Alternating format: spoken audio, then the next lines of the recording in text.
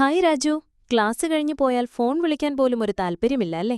Hi Sona, നീ പോയി കഴിഞ്ഞപ്പോൾ ഞാൻ ബുക്ക് കീപ്പിങ്ങിനെക്കുറിച്ചും അക്കൗണ്ടിങ്ങിനെക്കുറിച്ചുമൊക്കെ ചിന്തിച്ചിരിക്കുകയായിരുന്നു. ടീച്ചർ പഠിപ്പിച്ചത് മനസ്സിലായോ? കണക്കിൽ തീരെ താല്പര്യമില്ലാത്ത നിനക്ക് ഈ വിഷയത്തിൽ എങ്ങനെ താല്പര്യമുണ്ടാകാനാണ്? മനസ്സിലാവാത്തതൊന്നുമില്ല. ബുക്ക് കീപ്പിംഗ് എന്ന് പറഞ്ഞാൽ എന്താണെന്നറിയാമോ? അക്കൗണ്ടിങ്ങിന്റെ ആദ്യപടിയാണത്. എന്നിട്ട് പണ്ട് ഇറ്റലിയിലുള്ള കച്ചവടക്കാർക്ക് ബാങ്കിങ്ങും ഇൻഷുറൻസുമൊക്കെ അറിയാമായിരുന്നത്രേ. അതുകൊണ്ട് തന്നെയാണ് യൂറോപ്പിൽ ആദ്യമായി നവോത്ഥാനമുണ്ടായത് ഇറ്റലിയിലെന്ന് ടീച്ചർ പറഞ്ഞത്.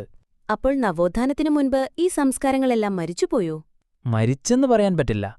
14-ാം നൂറ്റാണ്ടോടെ യൂറോപ്പിൽ സാമൂഹിക, സാംസ്കാരിക, സാമ്പത്തിക, രാഷ്ട്രീയ മേഖലകളിൽ മാറ്റങ്ങളുണ്ടായി. ഫ്യൂഡൽ വ്യവസ്ഥിതിയെ ചോദ്യം ചെയ്യാൻ തുടങ്ങി. ടീച്ചർ ഒരു ചോദ്യം ചോദിച്ചത് ഓർമ്മയുണ്ടോ? അച്ഛന്റെ പോക്കറ്റടിച്ച് പണമെടുത്താൽ അത് ഏത് അക്കൗണ്ടിലാണ് എഴുതേണ്ടത് എന്ന്. അത് കൊടുത്തവനും കിട്ടിയവനും മാത്രമറിയാവുന്ന അക്കൗണ്ടിൽ എഴുതിവെക്കാൻ പറഞ്ഞത് ഓർമ്മയുണ്ട്. നവോത്ഥാനം കാരണമുണ്ടായ മാറ്റങ്ങളെക്കുറിച്ച് ടീച്ചർ പറഞ്ഞത് നീ കേട്ടിരുന്നോ? മനുഷ്യകേന്ദ്രീകൃതമായ കാഴ്ചപ്പാട്, മാനവികത, നഗരങ്ങളുടെ വളർച്ച, കച്ചവടത്തിന്റെ പുരോഗതി, യുക്തിചിന്തയ്ക്ക് പ്രാധാന്യം, കലാശാസ്ത്രരംഗങ്ങളിൽ മാറ്റം, മതേതര മൂല്യങ്ങളുടെ വ്യാപനം. നവോത്ഥാനമുണ്ടാവാൻ വേറെന്തെങ്കിലും കാരണമുണ്ടോ എന്ന് നീ ടീച്ചറോട് ചോദിച്ചത് ഓർമ്മയുണ്ടോ?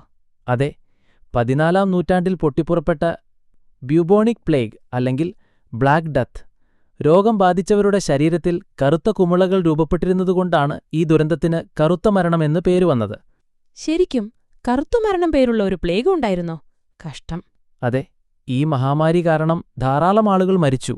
ഇത് കച്ചവടത്തെ ആശ്രയിച്ച് ജീവിച്ചിരുന്ന ഒരു പുതിയ മധ്യവർഗത്തിന്റെ വളർച്ചയ്ക്ക് കാരണമായി. അതുപോലെ ഇസ്ലാമിക് സാമ്രാജ്യവുമായിട്ടുണ്ടായിരുന്ന കച്ചവട ബന്ധത്തിലൂടെയും ഇറ്റാലിയൻ നഗരങ്ങളിലേക്ക് ധാരാളം പണം വന്നു. കുരിശുയുദ്ധങ്ങളും കിഴക്കും പടിഞ്ഞാറും തമ്മിലുള്ള സാംസ്കാരിക വിനിമയത്തിന് വഴിയൊരുക്കി. നവോത്ഥാനം നമ്മുടെ ലിയാനാർഡോ ഡാവിഞ്ചിയുടെയും മൈക്കലാഞ്ചലോയുടെയും കാലത്താണോ? അതെ, അവരുടെ ചിത്രങ്ങളിൽ മാനവികതയുടെ സ്വാധീനം കാണാം. ഡാവിഞ്ചിയുടെ പ്രസിദ്ധ ചിത്രങ്ങളാണ് അന്തിമ അത്താഴം, മോണാലിസ എന്നിവ. മൈക്കലാഞ്ചലോയുടെ അന്ത്യവിധിയും പിയത്തയും പ്രശസ്തമാണ്. നവോത്ഥാനമെന്നാൽ ആർട്സ് ആൻഡ് സയൻസ് എന്ന് മാത്രമായിരുന്നില്ല. അല്ല, നവോത്ഥാനം കല, സാഹിത്യം, രാഷ്ട്രീയം, ചരിത്രം, ശാസ്ത്രം, മതം തുടങ്ങിയ മേഖലകളിലെല്ലാം മാറ്റങ്ങൾക്ക് പ്രചോദനമായി. ഡാൻഡെ എഴുതിയ ഡിവൈൻ കോമഡി, മാക്യുവെല്ലിയുടെ ദ പ്രിൻസ്, ഷേക്സ്പിയറുടെ ജൂലിയസ് സീസർ തുടങ്ങിയവ നവോത്ഥാനകാലത്തെ സാഹിത്യകൃതികളാണ്.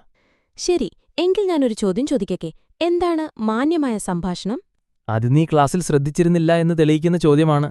ഒരു നല്ല സംഭാഷണം ആളുകളെ ചിരിപ്പിക്കുകയും ചിന്തിപ്പിക്കുകയും ചെയ്യും. എന്നാൽ ശരി, നവോത്ഥാനം എന്ന വിഷയത്തിൽ നമ്മൾക്കൊരുപാട് പഠിക്കാനുണ്ട്. നമുക്ക് നാളെ കാണാം.